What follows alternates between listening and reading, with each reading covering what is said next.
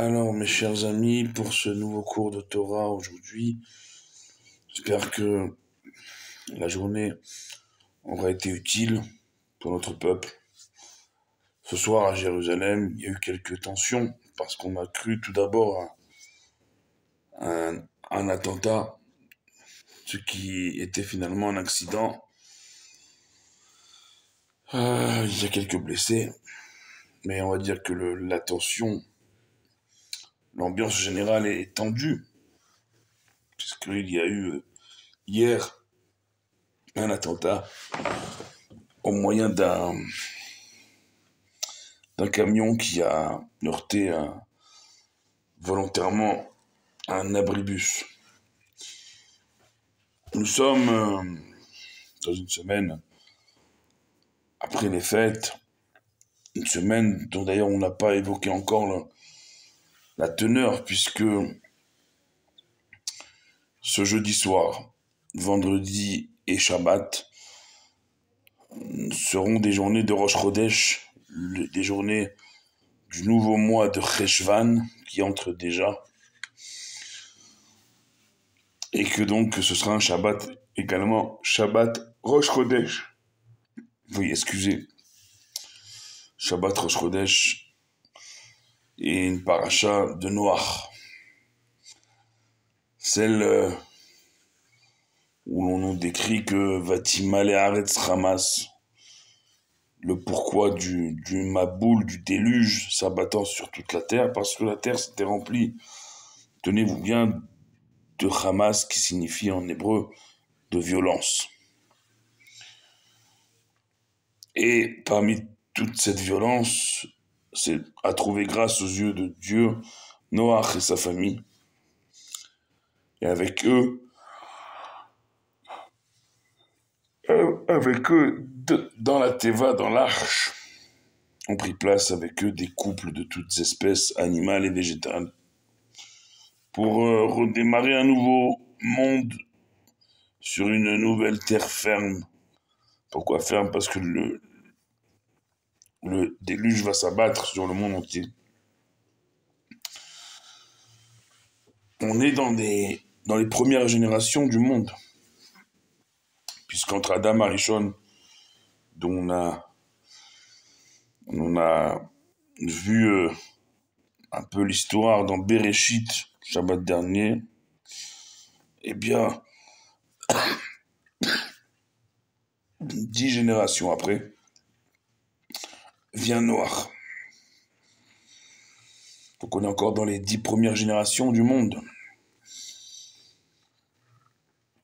Et déjà, Akadosh Baruch Hu, c'est marqué comme ça, il regrette ce qu'il a créé et il veut détruire et tout recommencer. Alors, on peut se demander qu'est-ce qu'est la réaction de Dieu aujourd'hui après des millénaires en voyant l'état du monde. Bien, malheureusement, on peut constater que le monde n'a plus besoin d'un déluge pour se détruire. Il le fait malheureusement et terriblement très bien lui-même. La destruction, c'est tout d'abord semer la peur, le chaos, la destruction. Et il y a un principe dans le Talmud, dans la Gemara, que Akadosh Baruch Hu, il a toujours été Magdim Troufa la Maka. Il a toujours fait précéder le remède à la maladie, à la plaie, à l'épreuve. Et ce remède, c'est-à-dire que Dieu, il a créé les penchants, Yetzeratov, Yetzerara, et il a créé Torah Tavlin, il a créé l'épice, le remède, pour contrecarrer toutes ces forces qui veulent nous amener au chaos, à la destruction.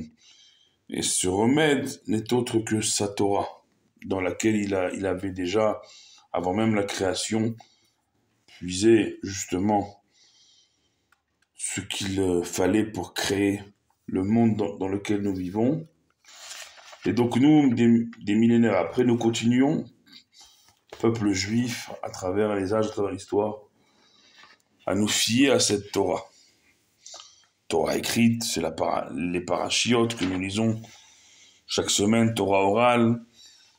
C'est ce qu'on étudie depuis le début de cette semaine, dans les mots du traité Berachot, de la Mishnah, de la Gemara. Alors justement, on va tous ensemble choisir un passage de la Gemara Brachot.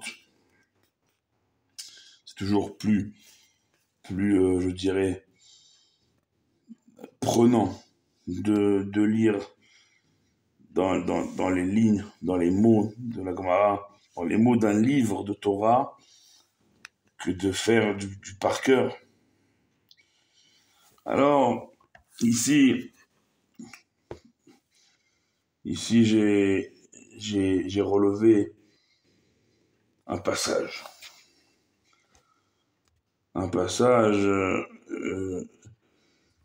Ça parle beaucoup d'histoire. Il faut savoir une chose. C'est que ça parle beaucoup d'histoire. Mais dans toute cette histoire qui est la nôtre, Kedetania, comme une braïta, un enseignement oral a été ramené dans les murs du Beth Midrash, dans les murs du Beth Amikdash,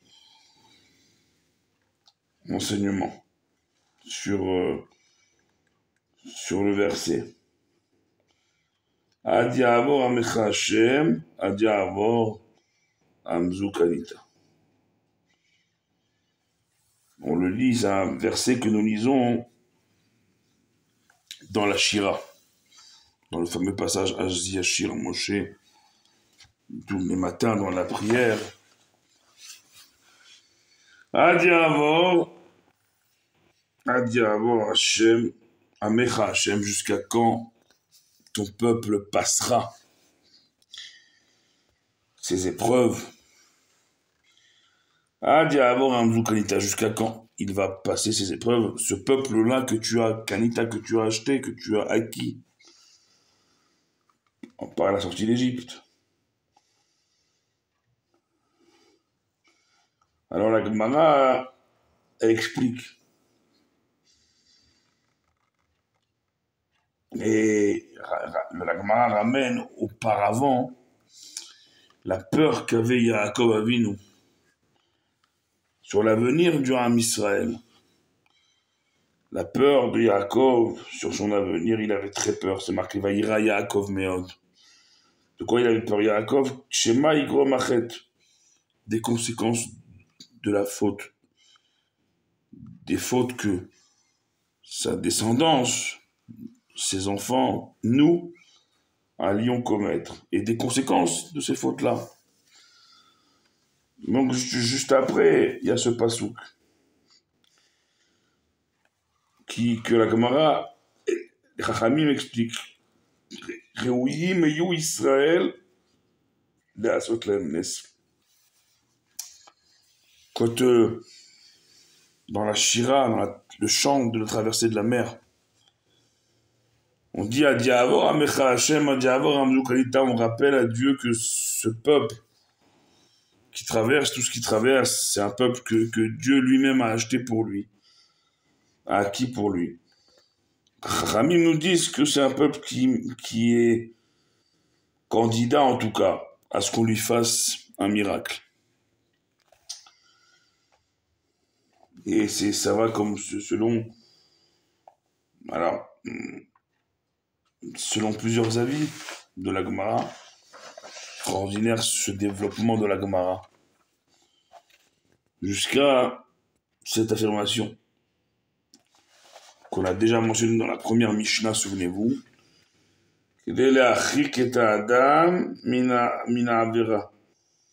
pour éloigner l'homme, l'être humain, de la faute. Et ici, c'est quoi l'idée?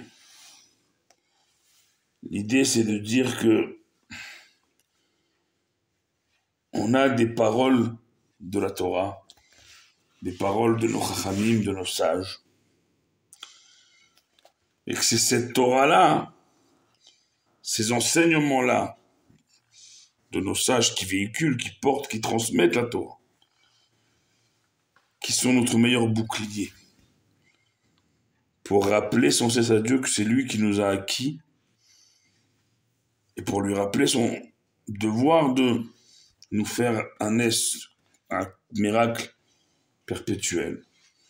Mais pour cela, il faut rester attaché à la Teva, qui veut dire l'arche, mais Teva veut aussi dire le mot. Rester attaché au mot de la Torah, se réfugier sous la Teva, dans l'arche, dans le mot de la Torah, se réfugier. Alors ainsi, oui,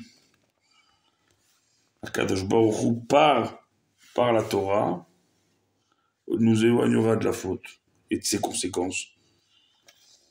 Et ainsi, réfugiés sous la Teva, sous l'arche, sous le mot de la Torah, nous pourrons passer tout déluge sans encombre et accéder à la terre ferme, c'est-à-dire à notre délivrance.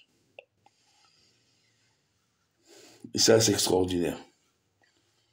Voilà comment on arrive, à travers quelques mots de la Gemara, à en tirer des enseignements, jusqu'à lier ces enseignements à la Géoula, comme c'est marqué ici. Et Zéou ben Olam Haba, dit Rabbi Yochanan ben Zakkai. C'est quoi le monde futur? C'est celui qui lie la Géoula, la délivrance, à la Tfila de Harvit. On dit Gaal Israël, et tout de suite on passe à Ashkivenu et à la Hamidal pour ce qui est du soir. Le matin, c'est encore plus prégnant. Nous disons Gaal Israël et nous entamons tout de suite la Hamida. C'est ça l'idée. C'est que notre filote, nos prières, nos demandes soient constamment liées à une demande de Géoula, à une demande de délivrance. Pourquoi? Parce que pour la simple raison que si on a la Géoula, si on a la délivrance, eh bien, tout sera résolu. Donc pourquoi demander des pratioutes en détail, ce que nous avons besoin, quand par une chose comme la délivrance, on peut avoir réponse à tous nos besoins juste par la délivrance qui comportera en elle toutes les réponses. Voilà ce que je voulais vous dire ce soir, mes chers amis. C'est quelques mots de Torah pour nous donner de la force, pour que vous puissiez continuer à prier pour nous comme on prie pour vous. Ensemble, on est toujours plus fort. Baruch Adonai Leolam. Amen ve Amen.